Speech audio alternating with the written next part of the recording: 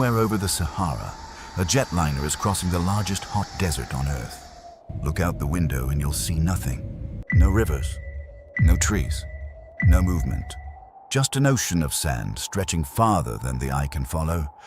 3.5 million square miles of the emptiest, driest, most lifeless land on the planet.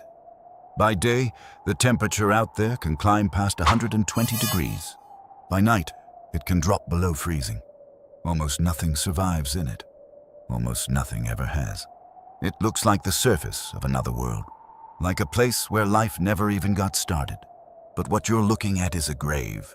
Because 100 million years ago, this dead, silent desert was the single most dangerous place that has ever existed on the face of the Earth. Not the most dangerous place today. Not the most dangerous place in human history. The most dangerous place in the entire 4 billion year story of life itself. Where you see sand, there were rivers wider than the Mississippi. Where you see emptiness, there were green floodplains rolling all the way to the horizon. And the water was absolutely full of monsters. Giant sharks with saw-blade snouts, crocodiles longer than a city bus, meat-eaters bigger than a Tyrannosaurus Rex. Picture every nightmare predator you can imagine, then put them all in the same river, fighting over the same prey at the same time, day after day after day. There was no safe place to drink, no safe place to swim, no safe place to stand. The scientists who study this place have a name for it. They call it the most dangerous place in the history of the planet. And believe me, they are not exaggerating. And ruling over all of it, bigger than the crocodiles, bigger than the sharks, bigger than any meat-eater that ever stalked dry land, was a creature so strange that when the first man to discover it tried to tell the world what he'd found, almost no one believed him. It was longer than a school bus. It was heavier than an elephant, and it ruled a kingdom of water in a place that, today, hasn't seen rain in years. This is the story of that creature, the story of the brutal, beautiful, drowned world it ruled. The story of the rivals it fought, the prey it hunted, and the strange and wonderful body that made it the most successful killer of its age. And finally, the story of how that entire world simply vanished, leaving nothing behind but sand, silence, and a mystery that would take us more than 100 years to even begin to solve. This is Spinosaurus, and this is the deadliest place that ever was.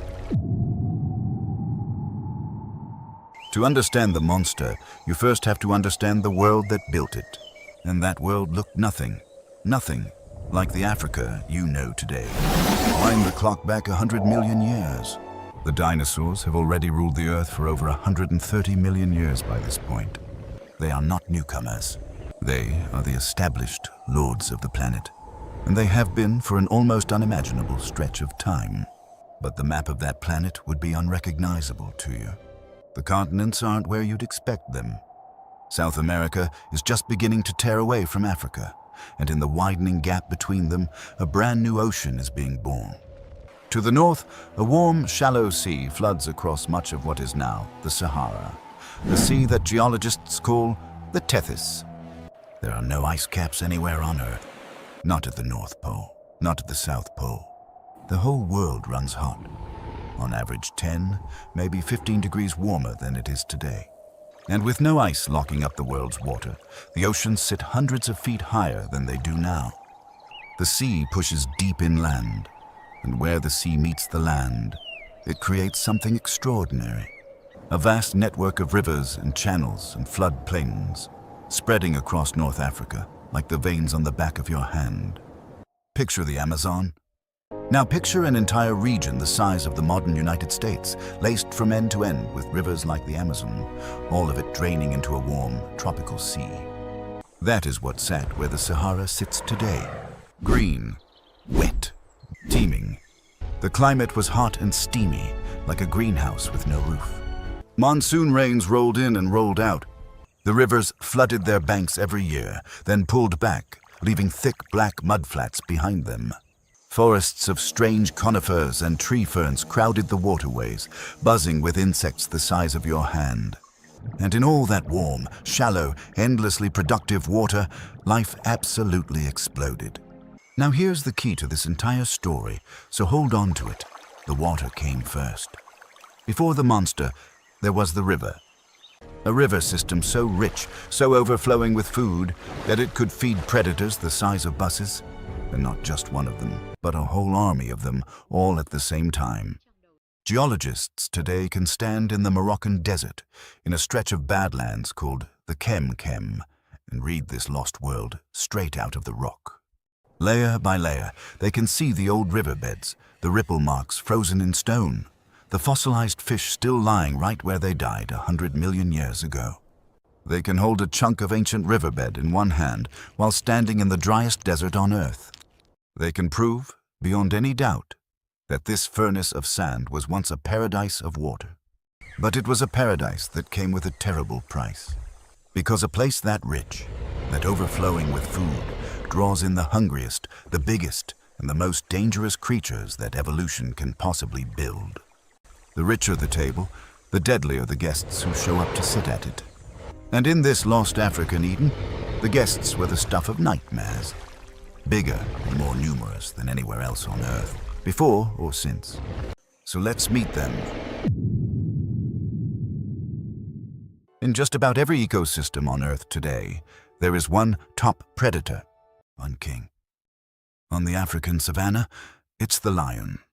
In the cold northern seas, it's the killer whale. One apex hunter sits at the top of the food chain, and everything beneath it lives in fear. That's the rule.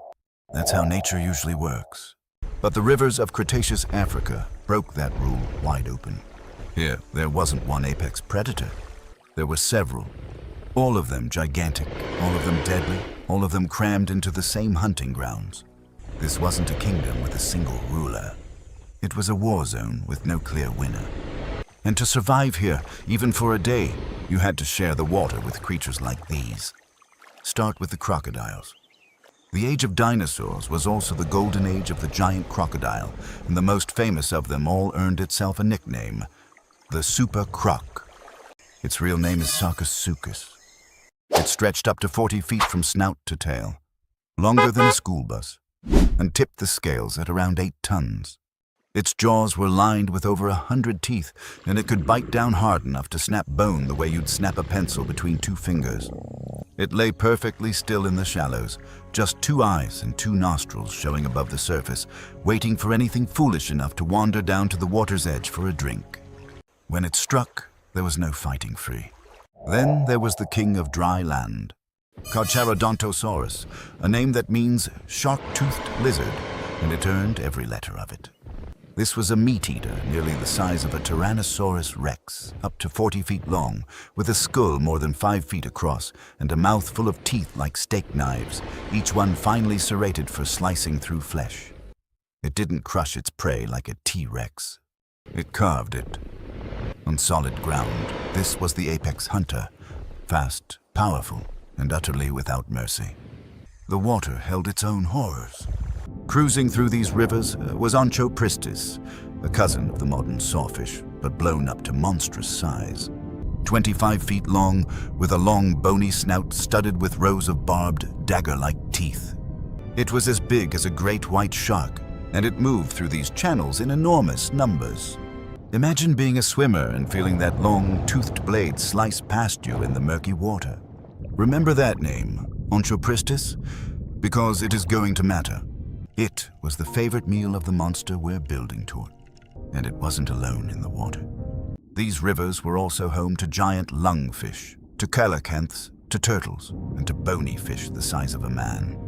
A whole buffet of prey, but every bit of it armored, fast, or dangerous in its own right. Even the fish here could fight back.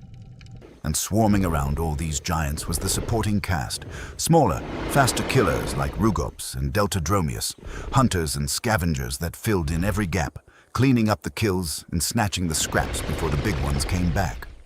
Nothing in this world died peacefully of old age in its sleep. Everything here was either hunting or being hunted, every single day of its life, from the day it hatched to the day it didn't come back. Now picture it all together. 40-foot crocodiles lurking in the shallows, 40-foot meat-eaters prowling the banks, giant sawfish patrolling the current. pecks of smaller predators working the edges. All of them squeezed into the same rivers, fighting over the same food, with no rest and no truce. There has never been another place quite like it, so crowded with monsters that paleontologists genuinely struggle to explain how they all found enough to eat.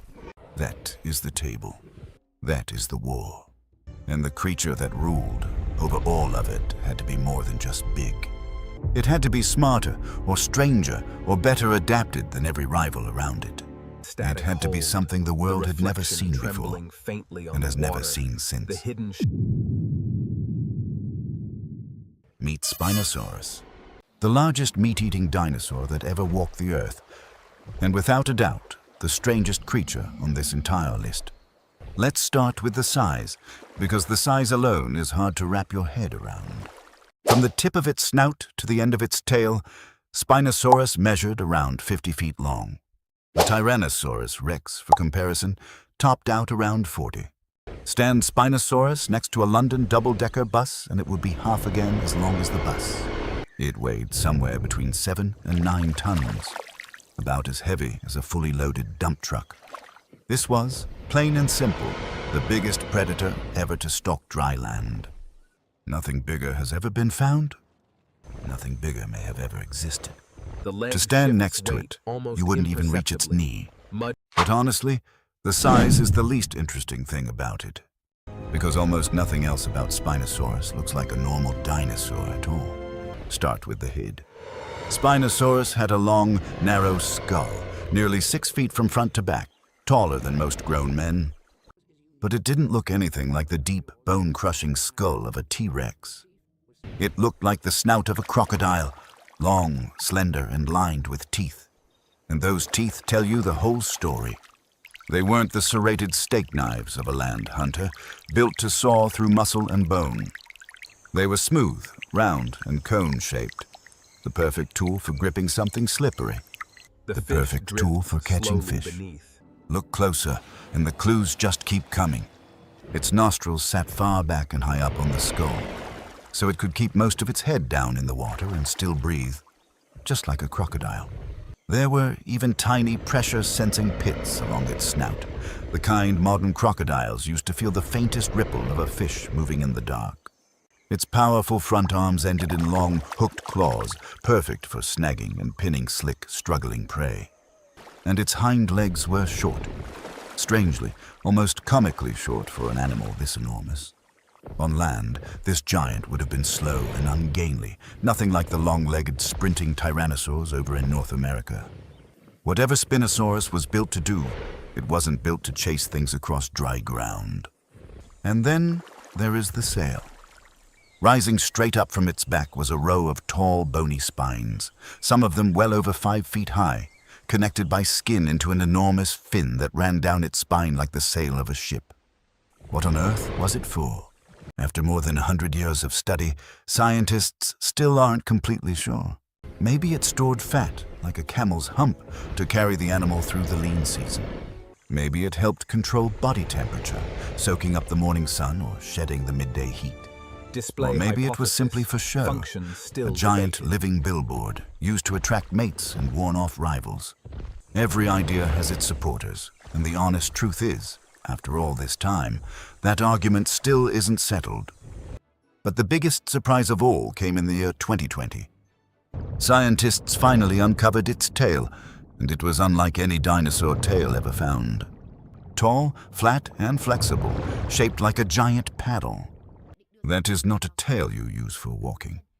That is a tail you use for swimming. And that single discovery rewrote the textbooks overnight, because it suggested that Spinosaurus wasn't just a land predator that happened to like the water. It was something far more radical. A dinosaur that may have spent much of its life in the river itself, hunting in a way no other giant dinosaur ever did. A meat-eater that gave up the open plains for the deep current.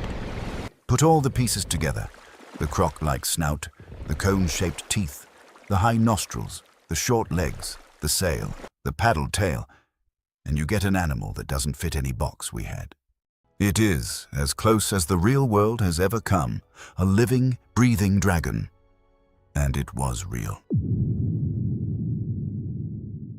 So what was a single day in the life of this creature actually like? Picture the Kem River 100 million years ago, and let's walk it through hour by hour from dawn to dark. Morning. The sun climbs over the floodplain, and the heat rises with it. A Spinosaurus wades out into the shallows. The water is cooler than the air, and for an animal the size of a truck, staying cool is a full-time job. It moves slowly, deliberately, its long snout lowered toward the surface, those narrow eyes scanning the water just beneath. It is in no hurry. Out here in the river, it has nothing in the whole world left to fear. It is the river. Midday. This is when it hunts, and it hunts nothing like the dinosaurs you've seen in the movies. There's no roaring, no thundering charge across the plain. It doesn't chase. It stands still. Dead still, like a giant heron, waiting with the patience of an animal that has all the time in the world.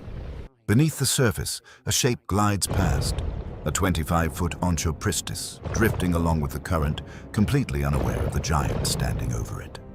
The long jaws hang motionless above the water. And then, faster than you can blink, they snap down. The cone-shaped teeth clamp onto slippery flesh and lock tight, and no amount of thrashing can shake them loose. One good catch, and Spinosaurus has eaten for the entire day. Now, here's where honest science has to come in. For years, scientists pictured Spinosaurus diving deep and chasing fish underwater, like a crocodile running down its prey. But more recent studies have pushed back hard, arguing that a body that big and that buoyant would have struggled to dive at all, and that it more likely hunted from the shoreline and the shallows, snatching prey right at the water's edge, the way a grizzly bear stands in a river and swipes at passing salmon. That debate is still going on today, in laboratories and museums all around the world. Brilliant people are still disagreeing about it. And that's part of what makes this animal so endlessly fascinating. We are arguing, right now, in the 21st century, about exactly how the largest predator in the history of the world made its living. Afternoon. The heat peaks and the air over the floodplain shimmers. Our Spinosaurus retreats into the shade along the riverbank, the tall sail on its back catching whatever breeze drifts through. Maybe shedding heat, maybe just soaking up the last of the day's warmth. Its belly is full. The river is quiet. It rests. Even a monster, even the largest predator the world has ever produced, has to stop and rest. Evening. As the light begins to fade, the river changes. A ripple spreads across the surface, and a pair of eyes rises silently a little ways off. Sarcosuchus, the super croc, coming out to hunt. Two of the largest predators in the world, sharing the very same dark water. But here's the thing about giants. They very rarely fight each other.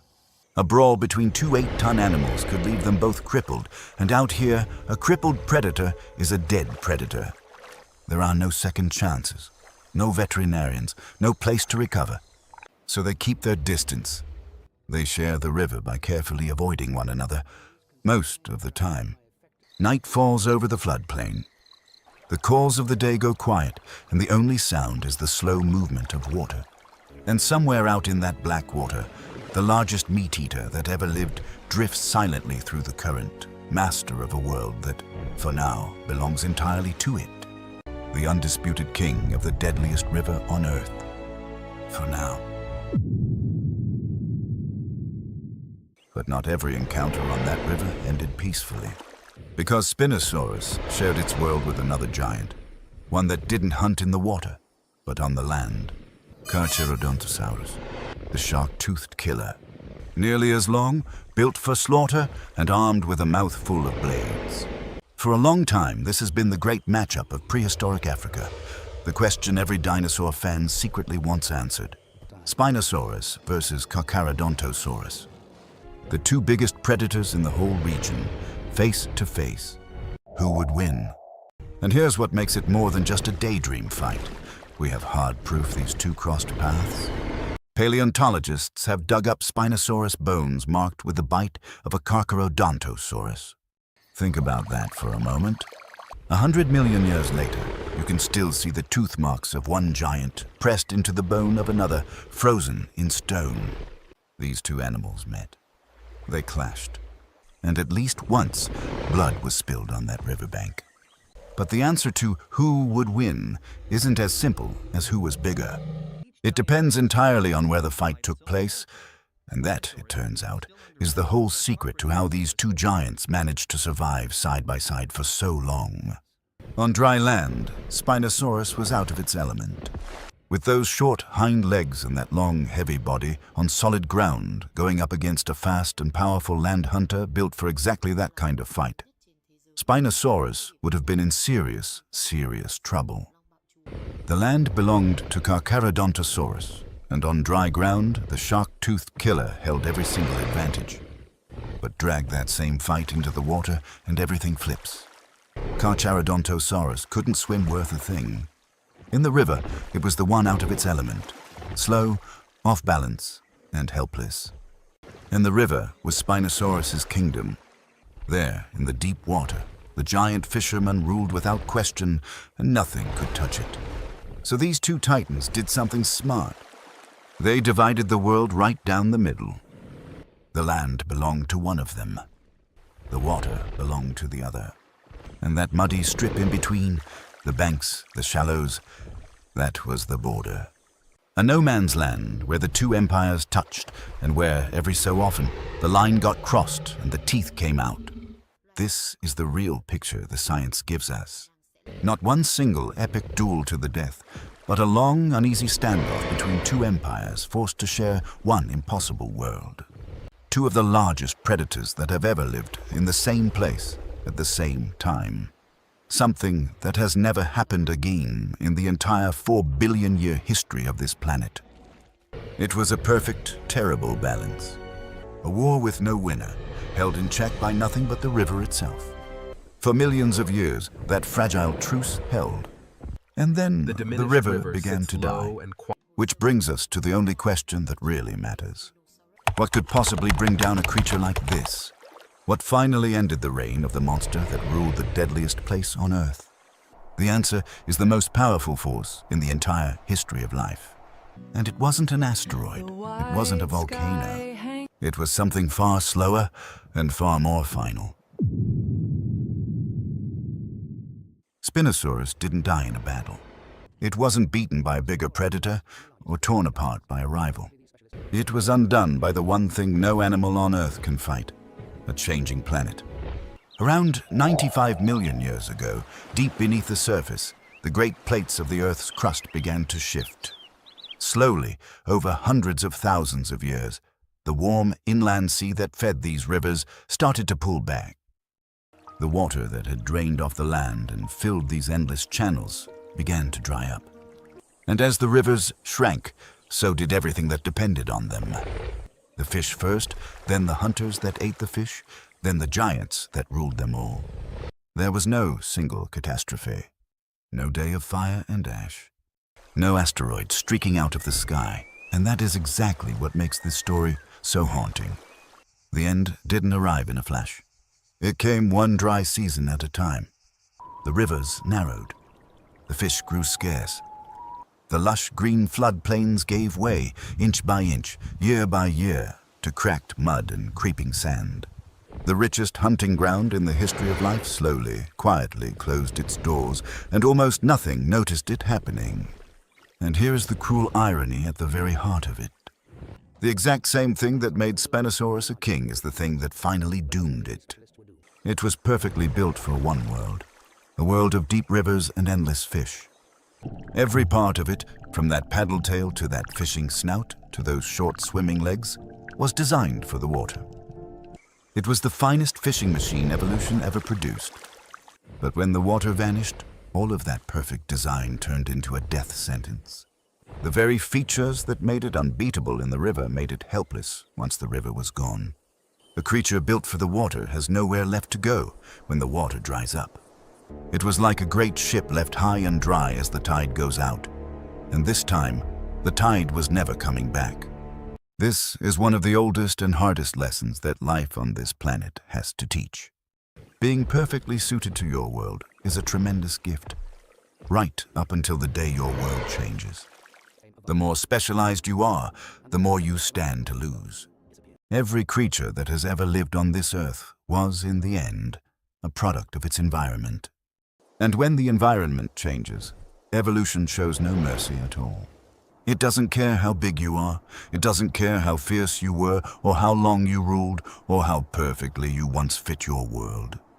When the world moves on, you move on with it, or you don't move at all. The Sahara today is not a desert because of some sudden disaster.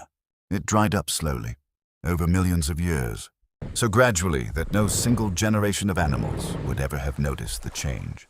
No single day ever felt like the end of the world. But that, in the end, is exactly what it was. Now here's the strangest twist in the whole story. After Spinosaurus vanished 100 million years ago, it stayed hidden. And then, when human beings finally found it again, we managed to lose it all over again. It begins in 1912, when a German scientist named Ernst Stromer went digging in the deserts of Egypt and pulled the very first bones of Spinosaurus out of the rock. He could tell right away that he'd found something extraordinary, a giant unlike anything known to science at the time. He carefully packed those fossils up, carried them all the way back to a museum in Munich, and spent the better part of his life studying them, trying to make sense of an animal that made no sense at all. And then came the war. In 1944, during the Second World War, Allied bombers struck the city of Munich, and the museum took a direct hit. In a single night of fire, the only original bones of Spinosaurus anywhere on Earth were destroyed, gone forever, turned to ash, lost in the same war that was tearing Stromer's whole world apart. He had already lost his sons to that war. Now he lost his life's greatest discovery too. For the next 70 years, this magnificent animal survived only in Stromer's old drawings and yellowed notes. The proof had been wiped off the face of the planet. It would take a whole new generation to bring it back. In 2014, a German-Moroccan paleontologist named Nizar Ibrahim tracked down new fossils in the Moroccan Sahara and rebuilt the animal that Stromer could only dream about. And in 2020, his team revealed that astonishing paddle-shaped tail and rewrote the textbooks all over again, showing the world's Spinosaurus as the swimming giant we know today. But for everything we've learned, the mysteries are far from over. How did it raise its young? Did it hunt alone, or did it travel in groups? What was that great sail really for, after 100 years of argument? Did it truly dive, or did it fish from the shore? And how many of its relatives are still out there, locked in the rock of the Kem, just waiting to be found?